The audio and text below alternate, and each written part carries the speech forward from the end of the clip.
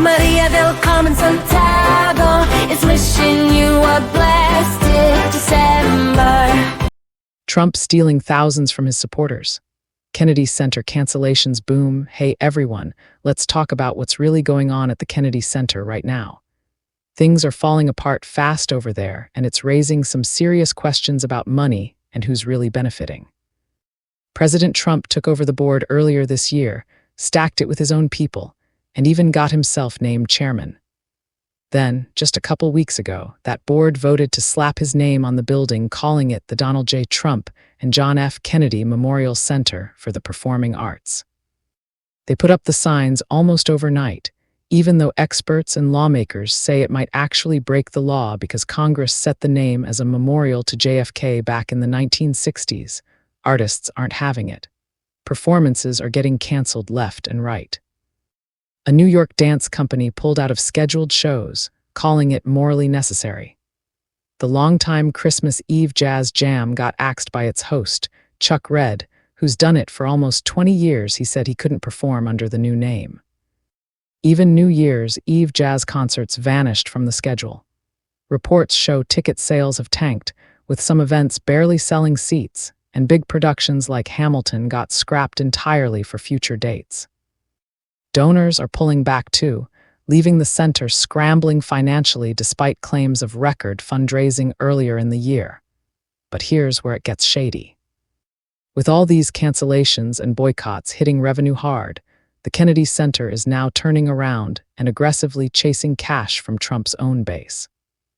They're dramatically hiking prices for premium seats at events like the Kennedy Center Honors. We're talking thousands of dollars per ticket for the best spots. Gala tables and VIP packages are going for way more than before, targeting deep-pocketed supporters to fill the gaps left by lost donors and empty seats. On top of that, they're threatening lawsuits against artists who cancel, like demanding $1 million in damages from that jazz musician for his political stunt. It's like they're squeezing every penny they can from loyal fans to cover the mess created by the takeover and renaming drama. Meanwhile, traditional supporters are walking away, saying the place has turned into something political instead of a true national arts center. Attendance is down across the board, and even holiday staples like the Nutcracker sold far fewer tickets this season. The center insists everything's fine and they're bringing in big money from new sources, but the wave of pullouts tells a different story. Artists from jazz to dance to Broadway are saying no, and it's costing real money. This whole situation shows how one big change can ripple out and hit finances hard. Supporters are being asked to pony up huge amounts to keep things afloat, while the boycotts keep coming. Is this about saving the arts or something else? The cancellations are booming, ticket sales are suffering, and the push for high-dollar donations from the base is ramping up fast. People deserve to know where their money is going and why these changes are causing so much chaos. Homelessness criminalized while bills skyrocket, Americans forced into starvation. Hey folks, let's get real about what's hitting everyday people hard right now. Across the country, millions are struggling just to keep a roof over their heads and food on the table, but the system seems stacked against them in ways that make no sense. Homelessness is at record levels, with over 770,000 people experiencing it on any given night, and cities are cracking down harder than ever. After a big Supreme Court ruling last year, more than 150 cities in 32 states have passed or tightened laws banning sleeping or camping in public spaces, even when there's no shelter available. That means folks get fined, arrested, or swept away for simply existing outside. President Trump signed an executive order back in July, pushing for even tougher measures. It prioritizes federal funding for places that enforce bans on public camping, drug use, and loitering, and encourages moving people into treatment facilities, sometimes involuntarily through civil commitment for mental health or addiction issues.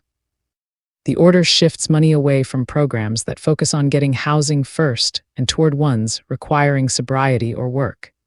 In places like Utah, they're building large-scale sites that critics call detention-like camps, with hundreds of beds and mandatory treatment. Advocates say this criminalizes poverty instead of solving it, pointing out that sky-high rents are the real driver of homelessness, not personal choices.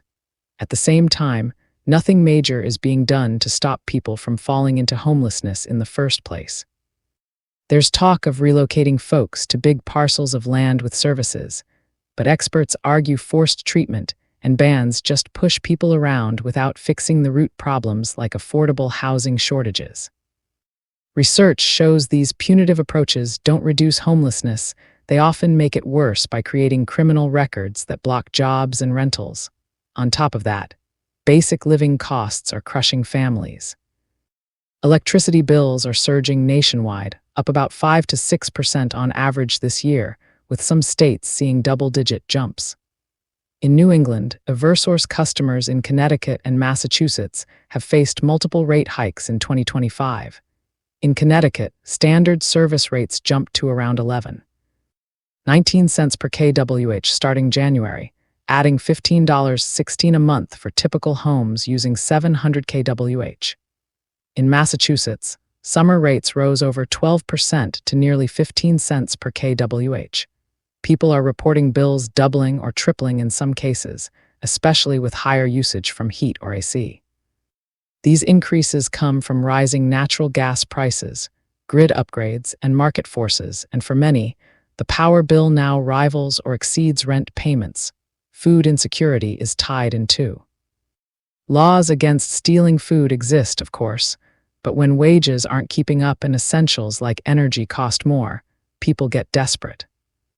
No one's saying theft is okay, but forcing folks into situations where survival means breaking rules while ignoring prevention like better wages or housing support feels backwards. Meanwhile, reports show the Trump family and organization have profited billions during this presidency through crypto ventures, merchandise, real estate deals, and more. Net worth estimates jumped by billions in 2025 alone from meme coins, media stocks, and foreign projects. Supporters buy in heavily, but critics question if public office is boosting private gains. The whole setup has people distrusting the system. Bills keep climbing, homelessness gets punished instead of prevented, and the wealthy seem to thrive. Real solutions like expanding affordable housing or stabilizing energy costs aren't getting the push they need. Americans are working harder just to stay afloat, and it's exhausting. We need policies that actually help sustain lives, not ones that make struggling a crime. Follow so we can stay connected. Your support matters more than you know, and I appreciate every moment you give to listen. Your support is important to me, and it helps me a lot. It keeps me active, bringing you important information. Feel free to like, support, and subscribe. Crowning Thoughts True Speaker Copyright 2025 by Santiago D.C. Maria, licensed under Creative Commons Attribution. I love you all and stay blessed. Thank you for listening. Love always. Santiago D.C. Maria.